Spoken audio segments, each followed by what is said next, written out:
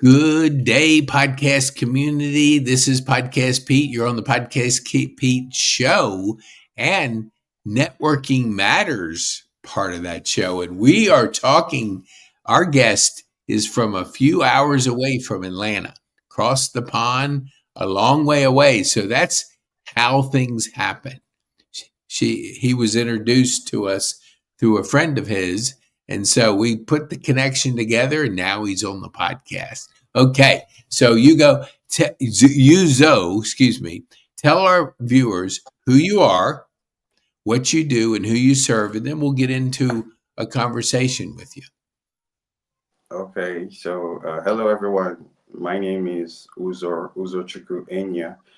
So I am a amateur soccer player, semi-pro actually, semi-pro. So Mhm. I play soccer and then I also do marketing, digital marketing and social media marketing for freelance and some companies that need remote workers. Mhm. Well, we're in a remote global economy, so it doesn't matter where you live. If you have an internet connection, you can do business anywhere in the world. So it's kind of the opportunity that not everybody is kind of grasping that. So I'm glad you're on the show because one, we're going to talk first about, so how do you become a professional soccer player? Well, you need to see suitors. You need to see a club that is willing to give you a pro contract. So that is the easy part. Once you get a club that likes what you can do and they feel you are a worthwhile investment, then they can give you a pro contract. So when did you start playing? Because I have a really good friend of mine from Barcelona. He came over here on a golf scholarship, and so I know his journey. And his started about 12 or 13. So when did you like kick that first ball and say, "Man, I like this"? Well, I have been playing since I was 5 or 6. But Hmm. I think when it became, serious for me that I wanted to, play as a career or something, that was around age 12, 13. Yeah. So it was around that time that I said, well, I really love this and I see people playing. So I said, well, I would give it my shot and see if one day I get to play. Ooh, that's awesome. I have a friend, Eric Watson, and um, Ingborg knows him, and Okay. so he played professionally in Romania, Iceland, and I think there's some other countries. And so when he was in like sixth grade, they had a professional. He didn't even remember who the person was, but the professional basketball player came to his school and held a ball up and said, "This can take you around the world." Now, he was the only person that took that challenge. And he went on to play. He had a stellar career in college. It was Division II because back then it was hard to break through. They didn't have AAU. They didn't have a lot of the pathway they do now. So a lot of players just didn't get known. So that was his opportunity. But he took that opportunity and he went to 3 countries, played professionally for, I think it was like 5 or 6 years in those countries. So it takes dedication. I mean, where a lot of people were doing other things, he was in that gym shooting. So what kind of discipline did you have to have? Because nobody makes it to the professional rank that doesn't take it seriously and work on their skills. So like what was your routine like at 12 when you started really getting serious about it? Well, first of all, I had to join a local club, not so far from my home. Let's say a walk down the street because there was a park and a very good stadium, a Hmm. mini stadium actually. So then I had to join. Someone actually took me there, a neighbor. He noticed me and he said, "Well, you want to play? I know somewhere we can go." And then he took me there, and then I started to play. I would train 3 times a week. Once I was back from school, I was heading there. So I would train 3 times a week, and then sometimes at the weekend we had one game, and then we had to play. And from there, I got into college, and then when I was in college, I was part of the college team. Then also part of my faculty team. I was the captain of the team anyway because I was more dedicated than most people. Mhm. So yeah, I did well. I got medals. We won tournaments. So I was really good. And for the dedication, I was really dedicated. I was training 4 times a week. Then also after college, I had to travel to another part of the country. Abuja. Yeah, so I went to join an academy club there, and then it was very hard because I was training every day, Monday to Friday. Mhm. The only time we had rest was Saturday, and that was if we didn't have a game, a friendly match, or when we were not in the league. But then when the league started, sometimes they could fix your games within the week or at the weekend. So you probably have only Sunday to rest. So that's how it goes. What would you say? Yeah, that's it's funny how you not funny. You have a similar story that with Lucas Moto and Eric Watson. I mean, it's like because I've done numerous podcasts with them, so I've gotten to know them. What would you say like a mentor? We always talk about coaches and mentors that influence us along our journey to a high level of performance. Do you have a person that really poured into you as a mentor and coach that made a difference in this journey? Well, I would say 3 people. Hmm. The first person was my neighbor who took me to that team when I was, you know, 13 or 12. Yeah.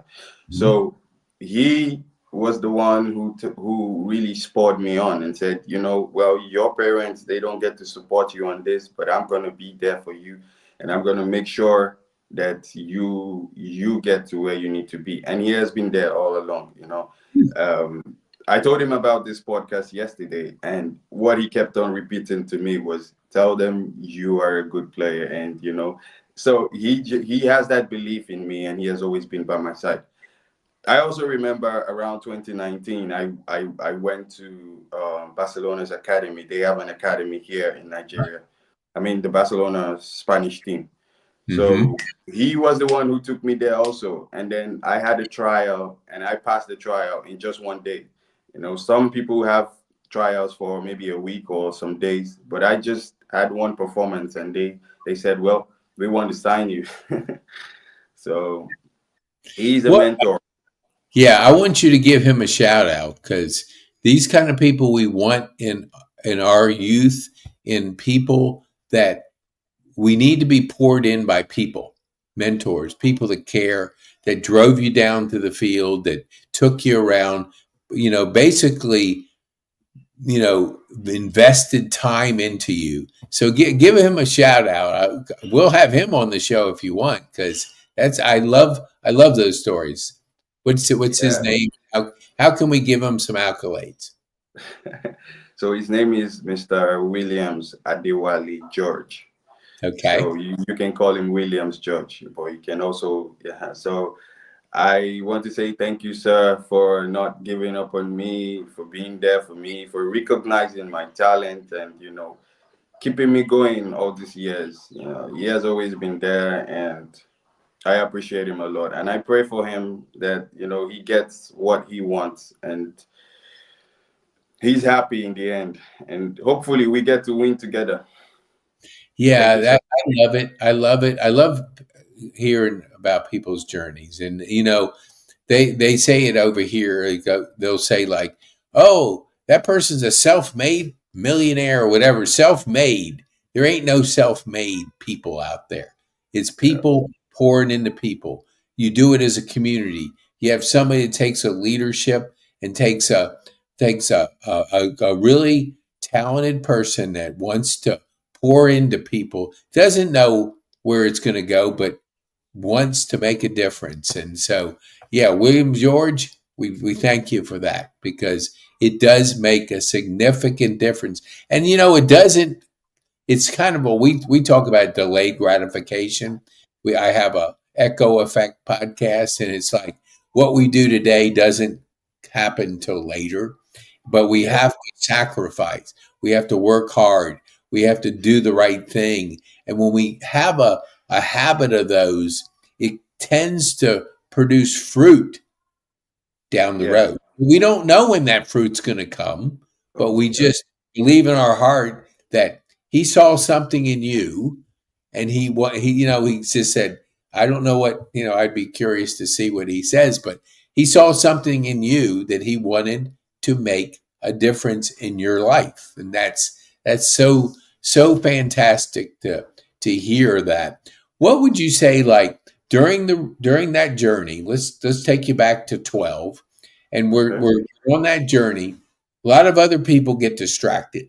They I'm sure he would say he poured into others too, but others didn't take and learn from him.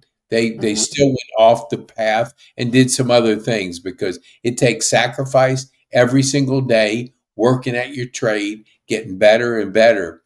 What I guess my question is, like, were there times during that journey that you said, "Man, I don't know if this is worth it"? Mm, I don't think so. And why I say I don't think so is simply because it was just more than something I wanted. It was a passion. It was a dream. So, and it has always been like that because I'm not there yet, but I still believe that I'm gonna get there, and that's why I have not given up all these years.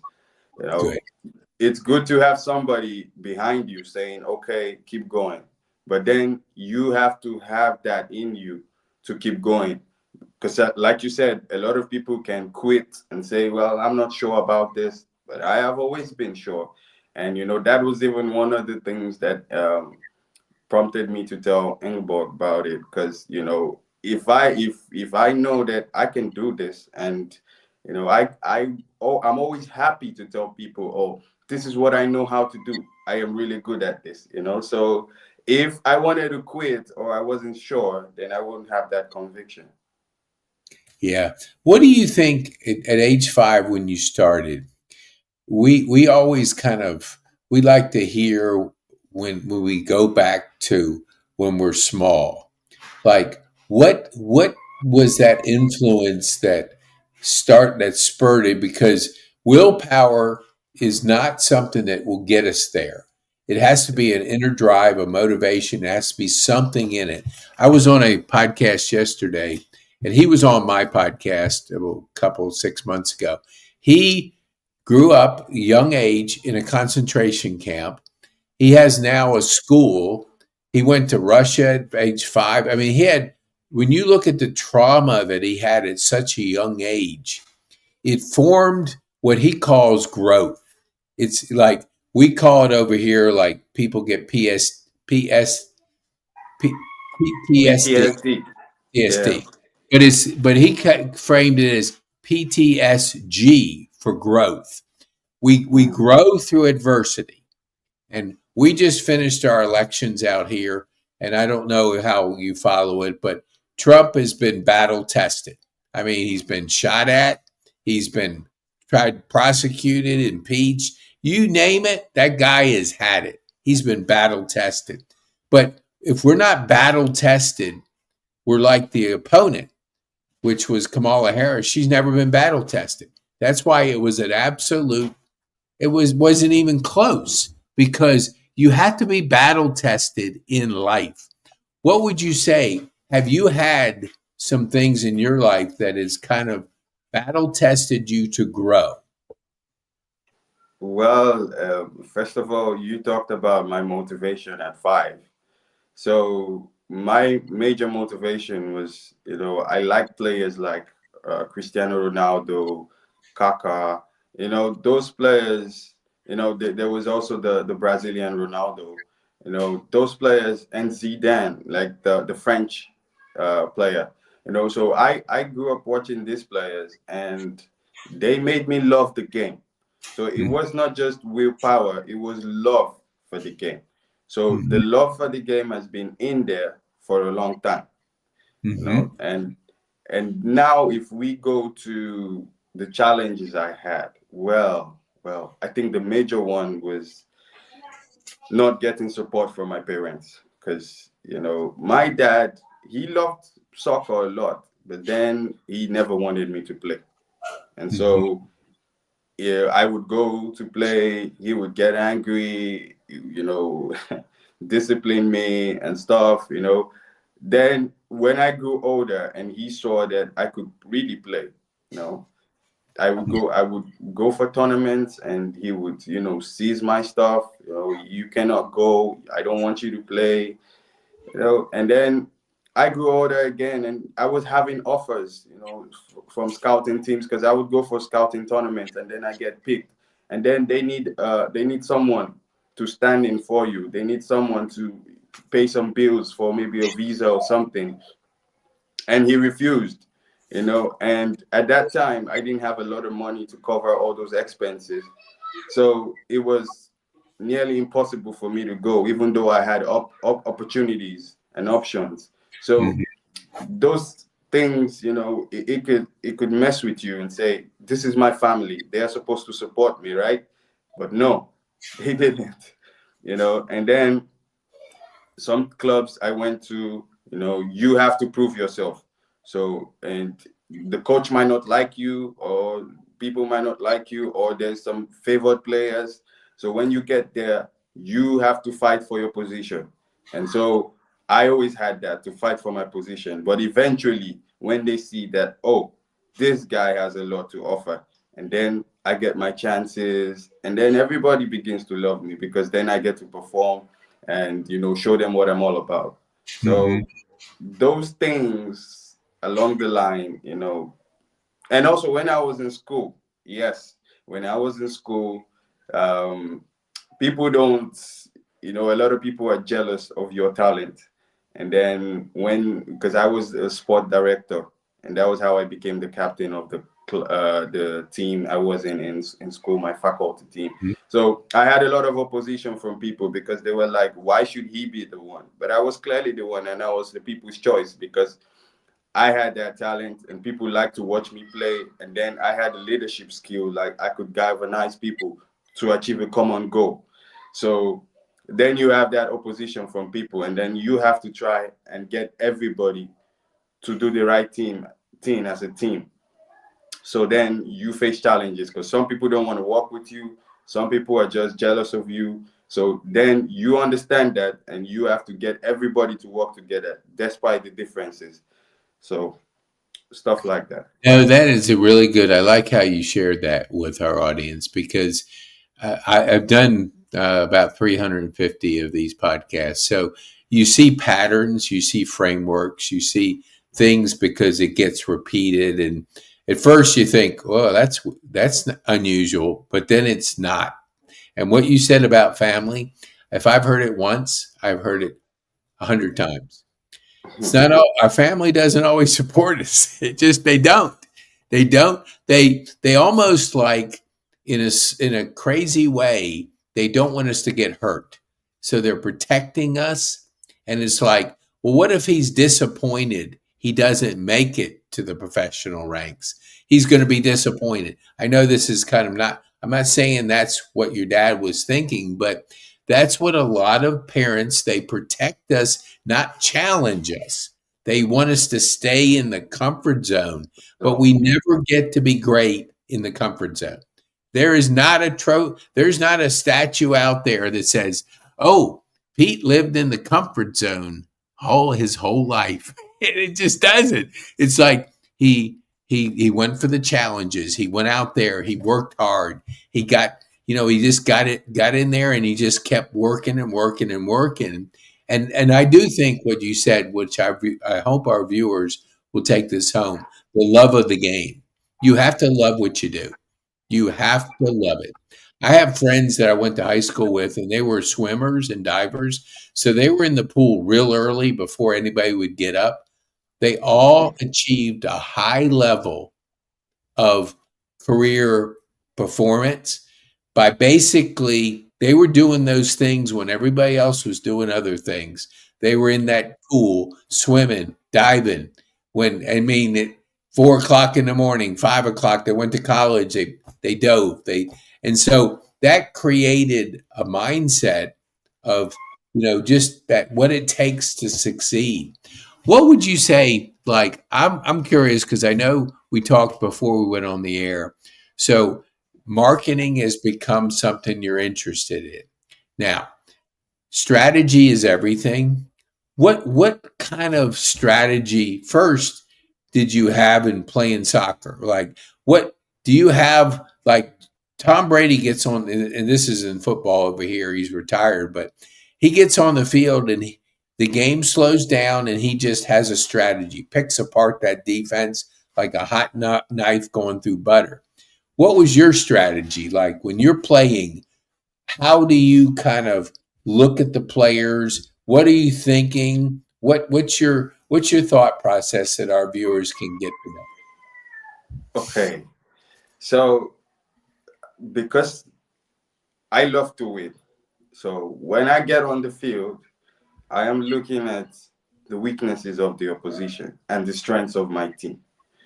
So you win when you can exploit those weaknesses. And Mhm. then you already know your weaknesses as a team. So you protect that. But then it is all about exploiting the weaknesses of the opposition. So if I get on the field and I look and say, okay, mostly I play as an attacking midfielder, through the middle, just behind the striker. So I get to see the runs that my striker makes, and then I get to see how the center backs react to those runs. Then I also watch the fullbacks. So I see the runs that the fullbacks make, and I see, okay, can I exploit this space if my winger can get in there? So my duty is to put those passes in dangerous areas where my teammates can score or where I can also score.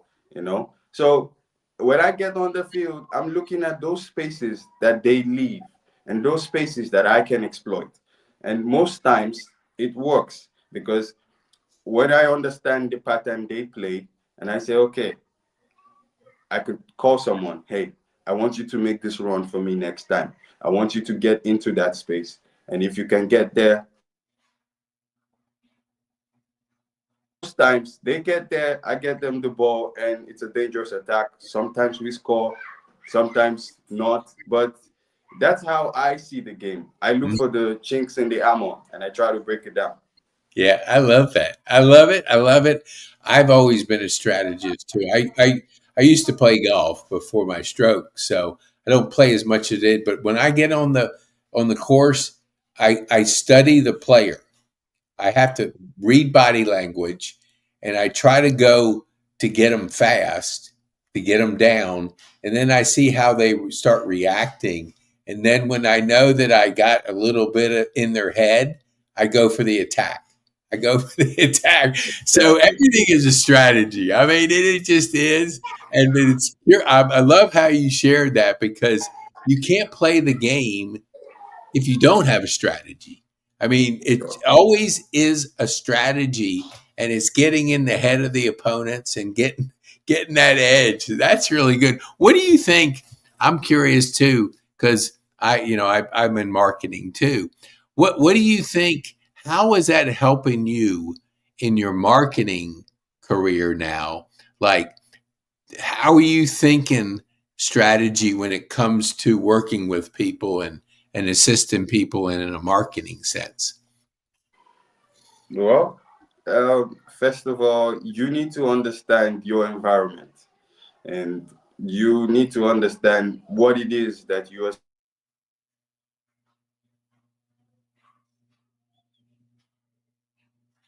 Oops, we froze. He'll be back with us in just a second. this is all the way across the pond, so we might have some interference. Could be some Russian interference. I don't know. We'll get him back here in a second. Hopefully we will. I can't do anything.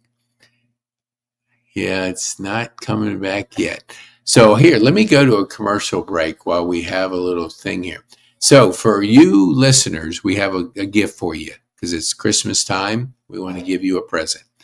So go to pkane.me/masterclass. You don't even need to give me your name and email. It's just my gift to you. Yep, we lost. So yeah, it's just the way the internet is. But yeah, go and do the masterclass. That's my gift to you. This is our ecosystem. You want to crush it in 2025? Learn about AI. Learn about our ecosystem. Position yourself that you can learn enough about your business that you'll grow by 10x. Because just like we were talking, it's all about strategy. Business is strategy, period. And if your strategy is to stay in that messy middle where you're just barely getting by, you ain't going to be around. You have to grow, and you got to grow fast, because growing fast takes systems, takes strategy, just what we were talking about. So for those that want to get on the podcast, go to pkane.me, take an assessment. And so that will help you to know, I get to know about you, because if I don't know where you are in life, I can't help you. So I have to know where you are. So that's our gift to you, is get on our podcast, then check out the masterclass. It's so important. And just because we're in the AI, man, we're just crushing it in AI. Okay, good. He's back. Sorry, Yes. Man, it's so good. You gave me a chance to do a commercial break, so that was good. I know we didn't plan it, but what the heck? Are you back? I'm sorry, I had a slight technical difficulty, but I'm here again. Hey, look, So I was that is. Go ahead. Go ahead. okay. So I would say, you first have to understand your environment. You understand what you're offering to the people. Is it a product? Is it a service? How is this going to help them? Then you understand your target audience. Okay, this are the particular people that need this. So what is their point of interest? How do I get this across to them? And how do they get interested in this? So how did I make them believe that this product will meet their needs? So those things, when I put them all together, then I can say, okay, this is how exactly we can reach them, and how exactly we can get our products across to them. And the most important thing about marketing is when you get people to repeat a purchase, you know. So then you know that your product is sitting well with them, and then probably they refer other people and say, yeah, I used that and it was good, I want you to also try it. Then you're getting through to them. So the strategy, sometimes we see some commercials on TV and we're like, I didn't see the point in that. So Yep, totally. you have to have a clear message to your audience. Let them get why you are showing them this. Let them get why you are giving them a discount, a promotion, something. It has to be very clear. And they Yes. have to understand that, okay, well, this is better than the competitor. This is, for instance, I don't know if I'm allowed to do this, but Go can I ahead. mention a company or something? Yeah, it's Maybe a fine. product. Okay, Yeah. so let's say a Pepsi, a Coca-Cola, and you say, okay, they're like the same product, but what Pepsi does is different from what Coca-Cola does, Mhm. because they use different strategies to market. Pepsi use mostly soccer players to try and, during soccer tournaments, they try to get people to understand, oh, well, we want you to take Pepsi. Why Coca-Cola decides to sponsor some tournaments. So that's how they get their audience also. So Mhm. you need to know what your competitor is doing and how to do it better, or a Mhm. different strategy to use that beats them and makes people think about you more. So yeah, and sometimes also when it comes to fixing products, products have a life cycle. You have the beginning stage, you have the maturity stage, you have the decline stage. So a product in any of those stages, then okay, well, if I'm just entering the market, I have to do a lot of promotions, giveaways, bonuses. I have to get my product about and get people to see reasons to use them. But then when a product is in a maturity stage, then you have to say, okay, well, we are doing well, we have a good share in the market, and then we just have to make sure we keep ourselves at the equilibrium position. Uh-huh. But when it's declining, then you have to probably rebrand, repackage, think about new ideas to sell the product again, get people to to be interested again. So all those strategies, it depends on what you are doing and the people you're trying to reach. No, I love that. That is so good. I love it. And I can see that you have transferred your competitive athletic talents and skills and the strategy you were sharing with our viewers to put it in business because, hey, business is just a game. And the game is people pay us, that's our reward. So the more people pay us, the more we're winning the game. So that's so good to hear. What would you say? Because I could talk strategy all day long. So what would you want our viewers to take home from our time on this podcast as we wind down? Well, if someone would tell me, well, maybe 2 years back and say, uh, today you're going to be doing a podcast with so and so and you're going to be on the show, I would say, how's that going to happen? you know, but Mhm, here I am. So I would say, you just need to keep believing, keep mhm, talking about what you know how to do, keep selling mhm. yourself out there. You Yes. never know when you are going to meet someone who is going to say, okay, I need that. So that is what I would tell the viewers. It doesn't matter what you're experiencing in your business, in your career, in even in your regular life. You just have to keep a positive attitude, keep working hard, keep putting yourself about. Mhm, Just keep that attitude and keep that work ethic. Very important. And when the challenges come, you don't back down. mhm, You keep yourself and say, okay, this is a challenge. No matter what, I am going to see through. I'm going to get to the end of this, and I will give it my all because nobody makes it with quitting or backing down when it gets tough.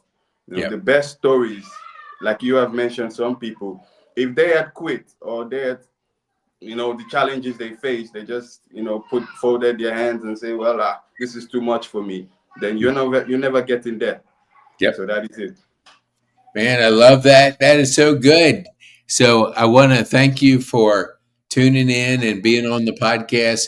If you'll stay on the line after we stop the broadcast, I want to share something with you, but I want to thank you for taking the time to really give our viewers that athletic mindset and how it works in the strategy of what you're doing in marketing because it's so important that what you just shared hard work knowing what you're trying to accomplish out there and we appreciate you sharing that with our viewers today.